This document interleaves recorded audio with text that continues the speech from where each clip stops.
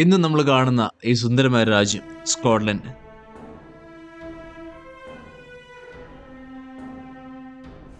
യൂറോപ്പിന്റെ അറ്റത്ത് നിൽക്കുന്ന ഒരു ദേശം. പക്ഷേ കോടിക്കണക്കിന് വർഷങ്ങൾക്ക് മുമ്പ് സ്കോട്ട്ലൻഡ് അമേരിക്കയുടെ ഒപ്പമായിരുന്നു എന്ന് പറഞ്ഞാൽ ആരെങ്കിലും വിശ്വസിക്കുമോ? ഇത് കഥയല്ല, സിനിമയല്ല. പണ്ടാരോ എപ്പോഴോ സിനിമയിൽ പറഞ്ഞ പോലെ തൊട്ടടുത്ത് കിടക്കുന്ന രാജ്യമായ ഇംഗ്ലണ്ടിനോ വെയിൽസിനോ അയർലൻഡിനോ ഒന്നുമില്ലാത്തൊരു ഭംഗിയാണ് ഈ രാജ്യത്ത്. കോടിക്കണക്കിന് വർഷങ്ങൾക്ക് മുമ്പ് ഇന്ന് കാണുന്ന പോലെ രാജ്യങ്ങളോ സമുദ്രങ്ങളോ ഒന്നുമില്ല. ഭൂമി വലിയ ഭൂഖണ്ഡങ്ങളായി ഒന്നിച്ചു കിടക്കുമായിരുന്നു. അന്ന് സ്കോട്ട്ലൻഡ്, അയർലൻഡ്, ഗ്രീൻലാൻഡ്, ഇന്നത്തെ അമേരിക്കയുടെ കിഴക്കൻ ഭാഗം എല്ലാം ചേർന്ന് ഒറ്റ വലിയ ഭൂഭാഗമായിരുന്നു. ഈ പുരാതന ഭൂഖണ്ഡത്തിന് ശാസ്ത്രജ്ഞർ നൽകിയ പേര് ലൊറേഷ്യ.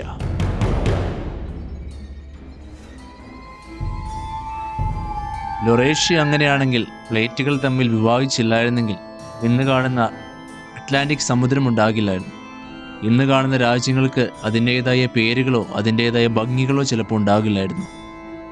Everything happens for a reason എന്നാണല്ലോ. ലൊറേഷ്യ എന്നാൽ കോടിക്കണക്കിന് വർഷങ്ങൾ മുമ്പുണ്ടായിരുന്ന ഒരു പുരാതന ഭൂഖണ്ഡം, an ancient continent.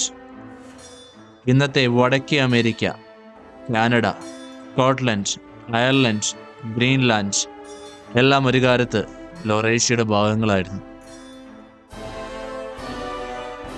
ലൊറേഷ്യ വളരെ പഴക്കമുള്ളൊരു ഭൂഖണ്ഡമാണ്. ഏകദേശം 1 ബില്യൺ വർഷം പഴക്കമുള്ള ഭൂഖണ്ഡം. ഭൂമിയിലെ ഏറ്റവും സ്ഥിരതയുള്ള ഭാഗങ്ങളിൽ ഒന്നായിരുന്നു. മനുഷ്യനും ഡൈനോസറും ഒക്കെ ഉണ്ടാകുന്നതിന് മുമ്പുള്ളൊരു ഭൂഖണ്ഡം.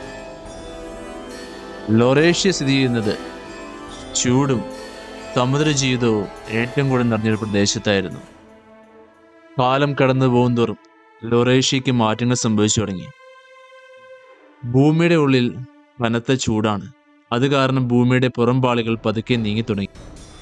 ഈ പുറംപാളികൾക്ക് നാം വിളിക്കുന്ന പേരാണ് ടെക്ടോണിക് പ്ലേറ്റുകൾ. അങ്ങനെ പതുക്കെ സ്കോട്ട്ലൻഡ് ഉണ്ടായിരുന്ന പ്ലേറ്റും അമേരിക്ക ഉണ്ടായിരുന്ന പ്ലേറ്റും പതുക്കെ പതുക്കെ നീങ്ങി തുടങ്ങി.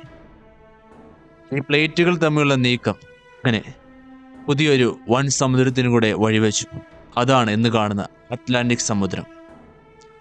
അത് പതിയെ പതിയെ വലുതായി, കൂടുതൽ വലുതായി, അവസാനം വെള്ളം നിറഞ്ഞു. സ്കോട്ട്ലൻഡ് യൂറോപ്പിന്റെ ഭാഗത്തേക്ക് ചേർന്നു. അമേരിക്ക മറുവശത്തേക്ക് മാറി. ഇപ്പോൾ നിങ്ങൾ പലരും മനസ്സിലെങ്കിലും ചോദിച്ചൊരു ചോദ്യമുണ്ട്, ഇതിന് തെളിവുണ്ടോ? ഉണ്ട്. ശക്തമായ ശാസ്ത്രീയ തെളിവുകളുണ്ട്. തെളിവുകളായി കാലങ്ങളായി പറയുന്ന 4 പ്രധാനപ്പെട്ട തെളിവുകളാണുള്ളത്.